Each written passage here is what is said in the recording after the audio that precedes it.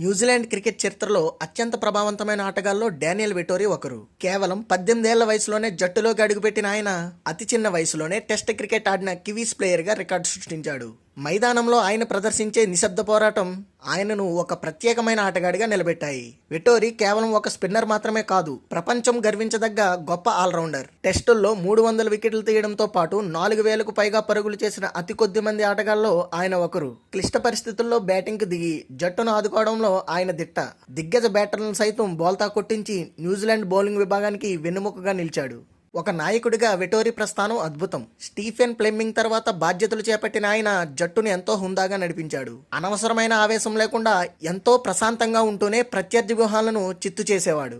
ఆయన కెప్టెన్సీలో న్యూజిలాండ్ జట్టు ఐక్యమతంగా పోరాడి అనేక చిరస్మరణీయ విజయాలను అందుకుంది. ముఖ్యంగా యువ ఆటగాళ్లకు ఆయన ఒక గొప్ప మార్గదర్శిగా నిలిచాడు.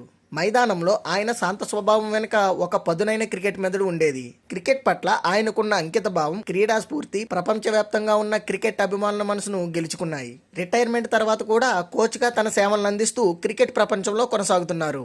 న్యూజిలాండ్ క్రికెట్ చరిత్ర ఉన్నంతకాలం డానియల్ వెటోరీ పేరు చిరస్థాయిగా నిలిచిపోతుంది.